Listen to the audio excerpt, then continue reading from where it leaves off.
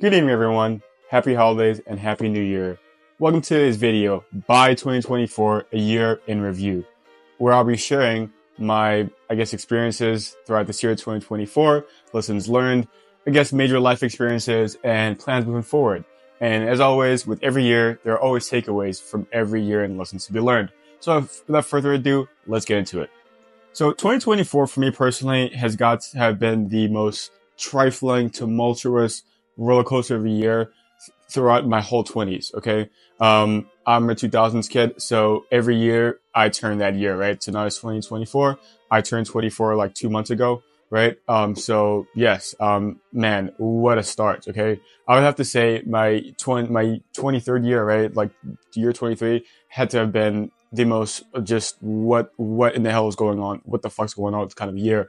And I mean, hey, but I guess that's my, you could say, mid-20s crisis or whatever for you. But through all these, challenges, trials, crises, and stuff like that, I've learned so much about myself, right? And I feel like it is through challenges and through trials and tribulations that we all learn a lot about ourselves. We learn a lot about our character, about what we want out of life, about our true moral and intestinal fortitude, and the true nature of that. So I'm truly just grateful, right? I would say right now, as I'm currently in the last day, it's a couple hours before it hits New Year's, before it hits 2025, actually, as I'm recording this video. I will try my best to get it out before midnight. It will be right before midnight, my last video of 2024.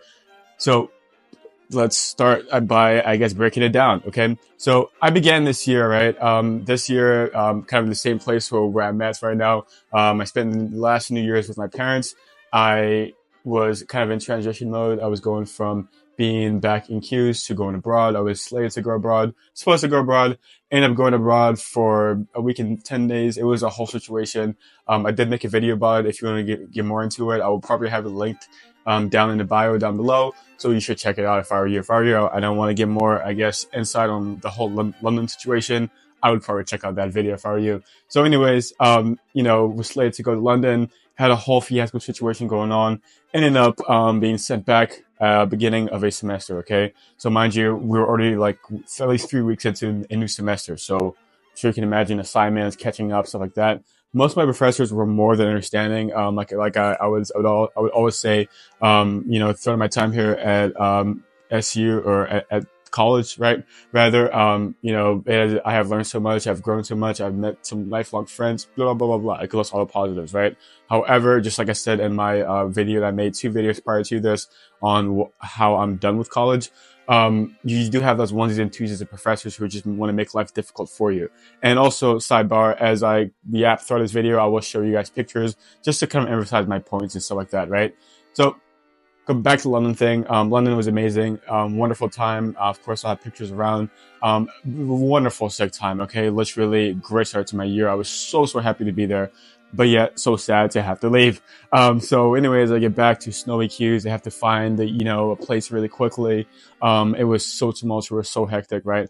Ended up finding a place, and starting the semester late. So of course, with that being said, you have to catch up and stuff like that. Most of my professors were more than understanding and more than helpful. Oh my God, such a blessing to have. But then, of course, you have your onesies and twosies who are just absolute assholes or cunts. And unfortunately, that's kind of what I ended up with. Some of them were just not, lenient at all. Ended up being in a situation where I had to also stay here, remain here for the summer and the fall semester, right? Even though I was originally slated to graduate, this past spring, because of credit situation, sucks to suck, right? So anyways, still inevitably ended up walking the stage. Of course, I have pictures up here. Literally, one of the best moments of my life. Oh my God. And I mean, even though I knew I meet the full credit requirements, however, I did the damn thing. Okay. I was here since, fall 2021. Moved up 1,000+ miles away from home. The only person I know who was a veteran, and also, moved all that distance away from home to attend college and stuff, like the first person in my family to do that. That was a big ass thing, and it's something to be proud of, absolutely. Regardless of whatever. So had a really, really sick graduation. So it was kind of bittersweet too, because a lot of my friends that I made, who are my lifelong friends that I always cherish, ended up, like since they were actually graduating, moving forward their lives, moving here, moving there, stuff like that. And it's just like, oh, like I'm just here, but that's fine. That's fine, right?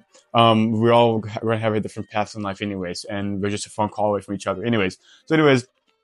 So that happens, right? That summer, oh my God, what a summer. Okay. It was definitely has to have been probably my hardest summer that I've ever had since I got out of the military, and it's saying a lot.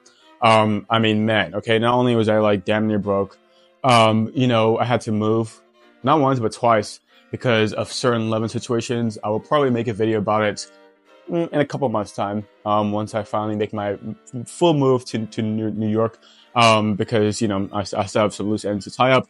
But anyways, that was a story. Boy, do I have a story about that. But anyways, had to move to not once but twice.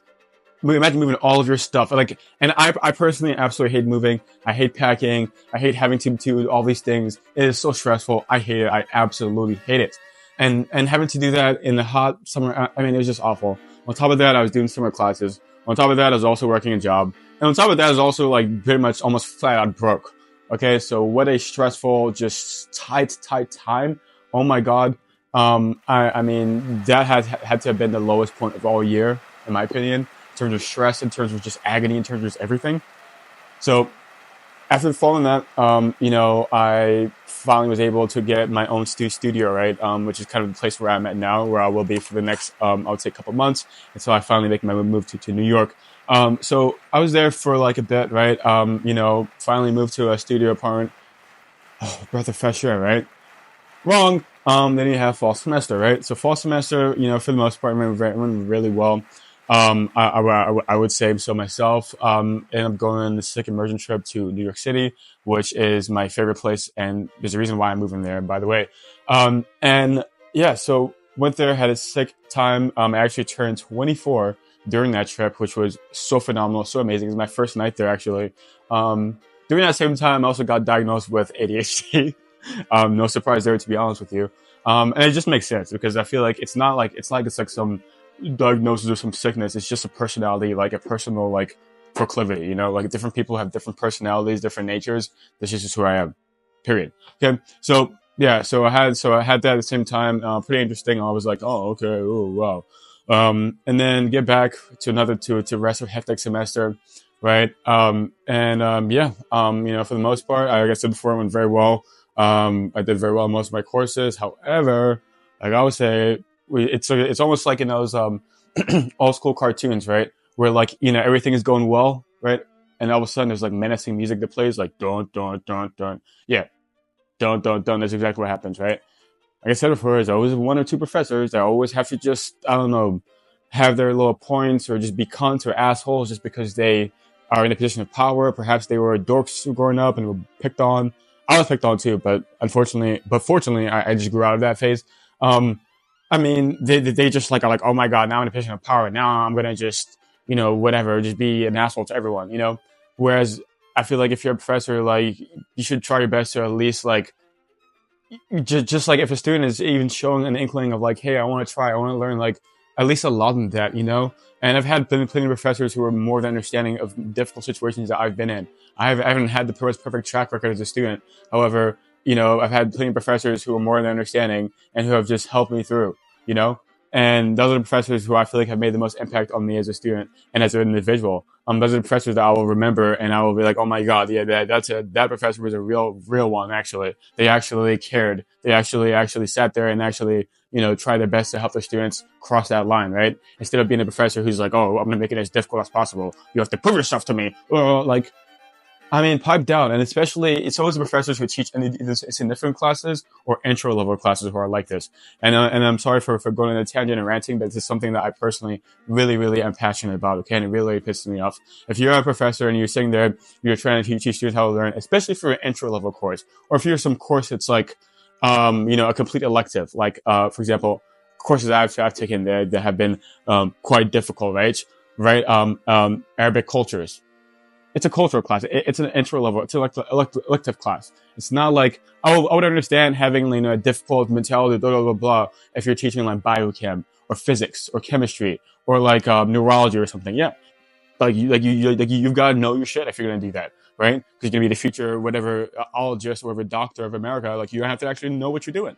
However, if it's just an exploratory cultural class, intro to Pan Africanism, an intro to political science, like it's an intro level course. Okay, you're not teaching something that's complex. And I mean, the very least you could do is at least be a little bit lenient with your students. Okay, especially a student who's like, hey, professor, I'm willing to do whatever. Hey, and for me, in my situation, I was at a medical appointment and I provided evidence, like, hey, look, this is what's going on. For my other professors, I didn't even have to say anything. They were just like, you're good.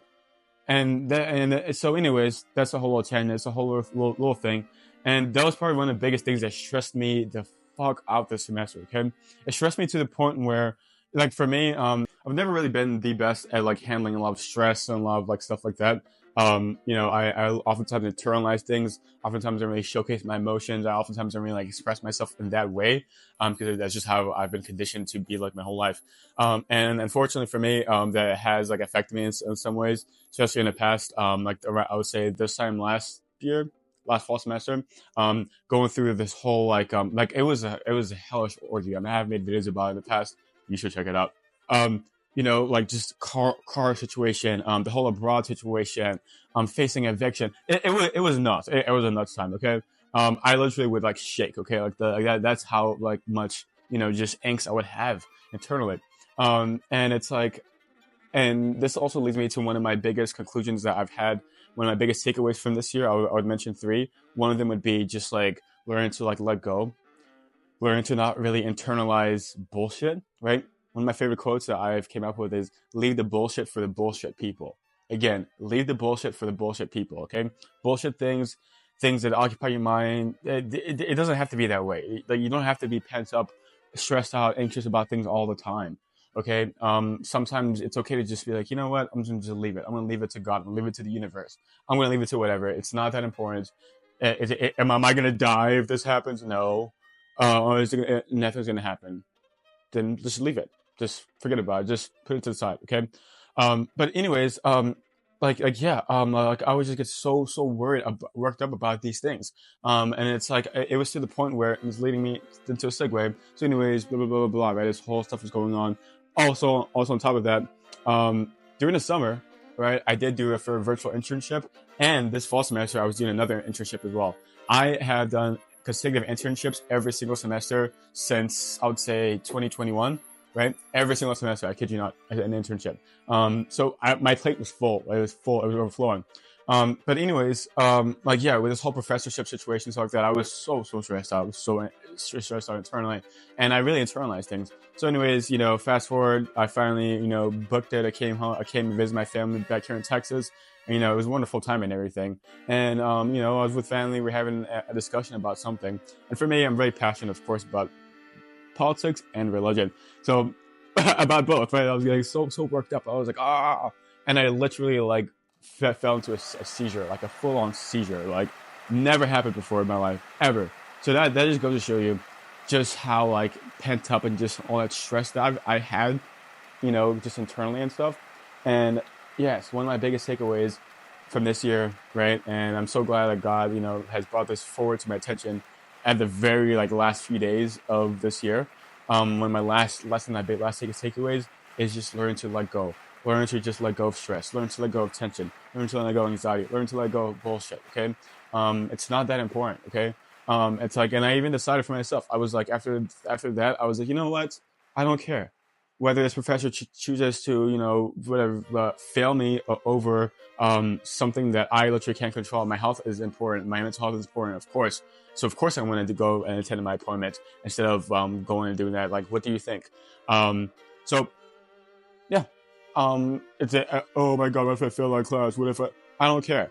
I'm done with college period. I'm going to focus on, like I said before, my media, bettering myself and growing as a person, and my church. That's all I care about. I don't care about nothing else. Nothing else, okay? Nothing else matters, honestly. So if it doesn't pertain to those 3, if it's not impeding on any of those 3, I don't care. I simply do not. So there you have it. I'm just learning to let go. And my I guess number 2, I know I've been yapping for probably like almost over 10 minutes now, but I will wrap this up trust me, stay with me, okay? Like I said before, this is my 2024 special. This is the, I guess, culmination of a year filled with trials, with tribulations, with W's, with L's, highs and lows, mountains and valleys.